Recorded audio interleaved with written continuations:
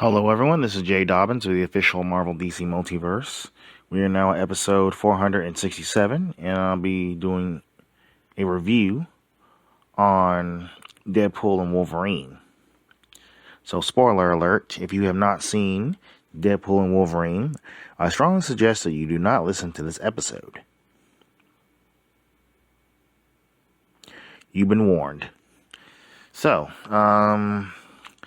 in 2018, Wade Wilson uses Cable's time-traveling device to travel from his timeline, Earth,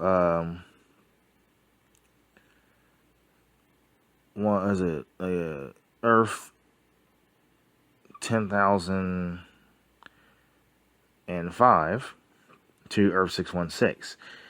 The sacred timeline where he meets Happy Hogan and requests to join the Avengers, but he is rejected. 6 years later, Wade has retired from being the masked mercenary known as Deadpool and is working as a used car salesman after breaking up with his girlfriend Vanessa Carlisle. Or Carlisle, whatever. Alright, so during his birthday, the Time Variance Authority, TVA for shorts, captures Wade and brings him to Mr. Paradox, who offers him a place on Earth 616. However, Paradox also reveals that Wade's timeline is deteriorating as a result of the death of its stabilizing anchor, being James Logan Hallett, aka Wolverine. So, Paradox details his plans to use a Time Ripper, a device developed to mercy kill timelines to permanently destroy Wade's timeline. To prematurely destroy Wade's timeline. Wade steals Paradox's TemPad to travel the multiverse to find a variant of Logan to save his timeline. After encountering various Logan variants, Wade takes one back to the TVA, where he learns that this particular Logan is considered the worst Wolverine in the multiverse. After an argument, during which Wade learns that Paradox is acting without the knowledge of his superiors, Paradox prunes Wade and Logan into the void. There, Wade and Logan fight before they and Johnny Storm are captured and taken to Cassandra Nova, the twin sister of X-Men leader Charles Xavier.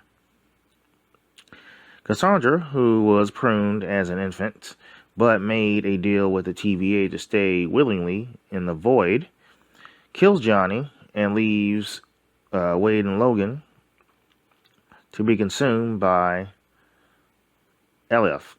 Although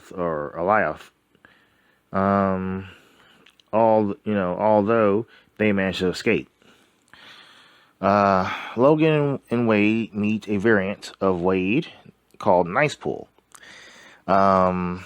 who gives them a car and points them to the Void's borderlands, where the resistance against Cassandra is located. However, Logan chastises Wade for hiding the fact that he is unable to fix Logan's timeline, leading to a fight that leaves them both unconscious. Lara drives them to the Borderlands, where they meet Resistance members Electra Nachos, Eric Brooks, aka Blade, and Remy LeBeau, aka Gambit. Wade dubs them the Others and proposes an alliance to fight Cassandra. Logan refuses to cooperate, but eventually relents after a conversation with Laura, aka X-23, of course, about his inability to save the X-Men in his universe. Sorry. But yeah. So yeah, he did have a conversation with Laura, or X-23 rather, about his inability to save the X-Men in his universe. Wade, Logan, and others go to confront Cassandra and manage to block her powers by placing Juggernaut's helmet on her head. However, Cassandra is betrayed and injured by her henchman Pyro on behalf of Paradox. Logan convinces Wade to remove the helmet, allowing Cassandra to heal and open a portal back to Wade's timeline. So, and of course, arriving on Earth 10,005, Wade and Logan find that Mr. Paradox has begun to use the Time Ripper. Cassandra, having learned of Paradox's plan from Pyro before executing him, arrives through another portal and kidnaps Paradox. She plans to take control of the Time Ripper, to destroy all timelines, leaving only the Void, as revenge for Paradox's betrayal. Cassandra summons an army of Deadpool variants that battle Wade and Logan, but Wade's friend, Peter Wisdom, arrives and convinces them all to retreat. Paradox tells Wade and Logan that disrupting the power flow of the Time Ripper would kill a person. Wade and Logan use both of their bodies as conductors, surviving by sharing the burden, and destroy the Time Ripper, killing Cassandra. Paradox is then arrested by Hunter B-15 from the TVA, who was in Loki season 1 and 2. So she was the only character from the Loki from the Loki series to be in the film. So, but B-25 reveals that Wade and Logan's actions have stopped Wade's timeline from deteriorating. Wade requests B-15 to free the others from the Void before asking if it is possible to rewrite the history of Logan's timeline. B-15 replies that it was his history that made Logan the hero needed to stop Cassandra, and there's nothing to fix. So Logan, who wishes to retire and live a peaceful life, is taken by Wade to meet his friends along with Laura. On Logan's encouragement, Wade reconciles with Vanessa. So, and by the way, there's also a post-credit scene, of course, where, Deadpool is back at the TVA. He's back at the TVA, and he clearly has something to say that he wasn't making any of it up. And we're talking about him quoting Johnny Storm's thoughts about Cassandra.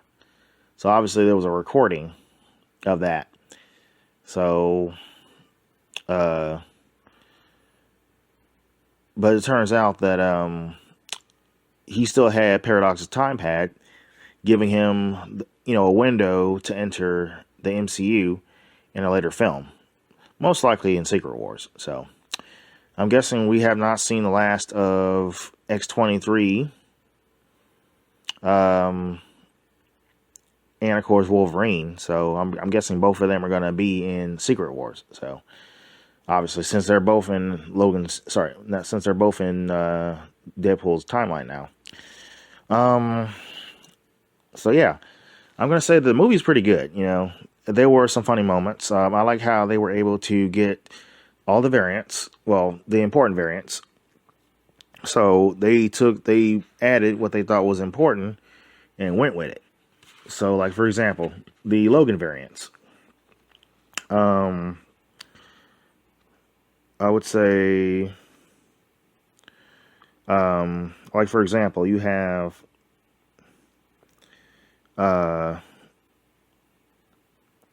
the comic accurate height of Wolverine, which is 5 feet 3 inches. Wolverine's gambling alter ego Patch, who wears an eye patch and a white tuxedo. Old Man Logan, an Old Man Logan variant. A variant being crucified on a giant X, reminiscent of the cover of Uncanny X-Men 1981, issue number 251. A variant wearing, and of course, a variant wearing original brown and tan costume from the comics, and an Age of Apocalypse variant with glam rock like hair, one hand, and a black and red costume. So, and of course, let's not forget Henry Cavill's cameo of Wolverine. Calvarine. That's what they're calling him pretty much now.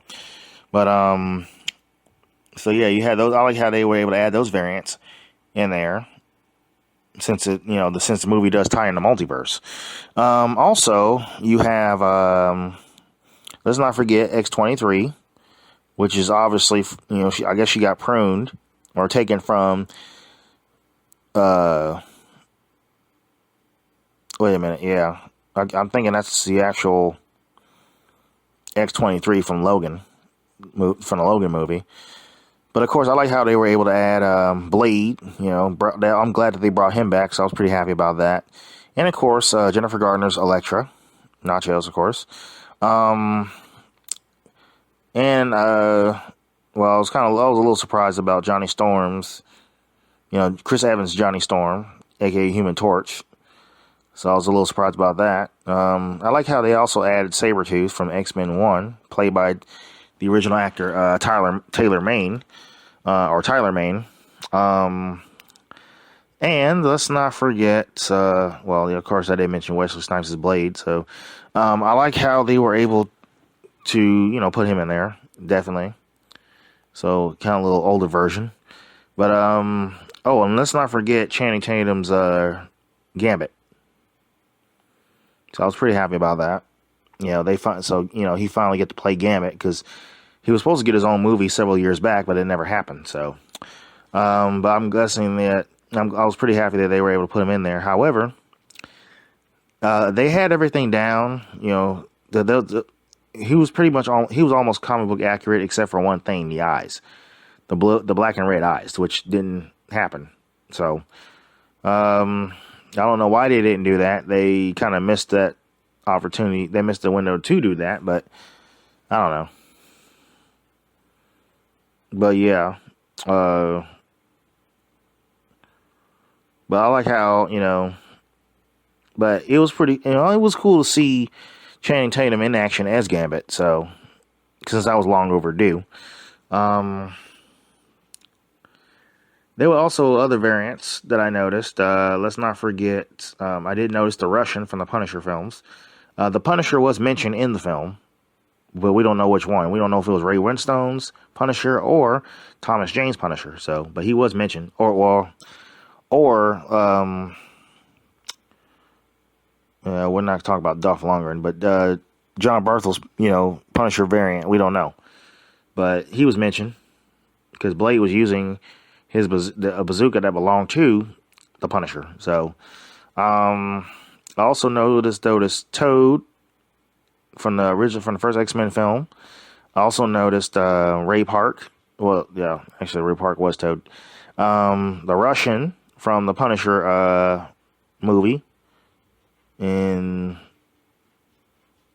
yeah, starring Thomas Jane. So I noticed the Russian was there, which I don't know. He didn't have any powers, but Yeah, the Russian was in the film, but Kevin Nash played the Russian in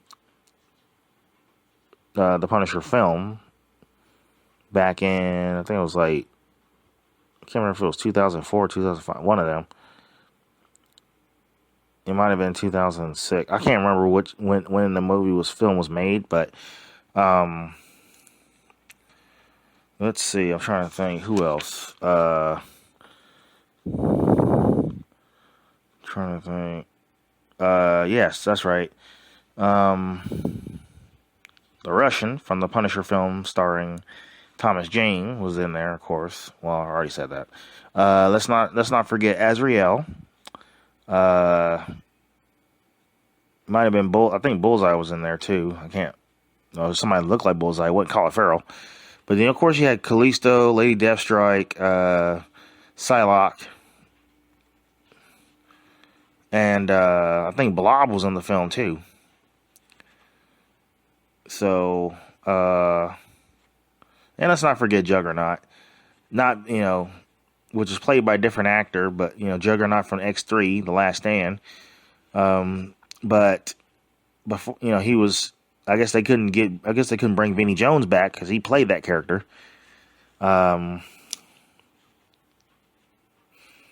So they decided to bring that character back, but not the actor. But, yeah. And of course, you had Dogpool. Let's not forget other Deadpool variants like Blake Lively, who was the voice of Lady Deadpool. Let's see. You had Kid Pool and Baby Pool. Nathan Fillion was the voice of Head Pool. Matthew McConaughey was the voice of Cowboy Pool. So yeah, you had other people who were, you had other Deadpool variants. So you had the Fool, you had Harold Pool, Deadpool 2099, Golden Age Deadpool, Zen Pool, Pirate Pool. So yeah, you had a whole bunch of Deadpool variants. Might as well call it the Deadpool course. But yeah, of course, I like how they were. I'm glad they made it rated R. I like the CGI. It was pretty good. I like the production, the cinematography. I also like the what else? The action was good. I mean, it was nonstop action, so I like that. It didn't disappoint. It surpassed all expectations. So, like I said, I'm not surprised that this movie is I wouldn't be surprised if this movie hits $1 billion. So worldwide. I'm glad. Like I said, I'm glad they brought Hugh Jackman back. Like I said, they made it work, and they did very well. It took a while, but like I said, it was the writing was very time consuming, but they made it work. So, and I like how they were able to get the Deadpool cores in the film as well. So, and I like how they were playing old, the old classics, like one of Madonna's classic, songs. Same one they played in the trailer. So yeah, it was pretty good. I mean, obviously I like how they tied the multiverse into the film. So yeah, that's pretty much all I could say. Like I said, the writing was good. I wasn't disappointed. I didn't walk out of there, scratching my head wondering like, what, The only thing that bothered me about the film was was Gambit's eyes, not perfectly comic book accurate. So, and of course it's raunchy, gory, just like in the comics. So obviously they lived up to the comics. So I like how they did that. Trying to think what else. I guess that's pretty much it because,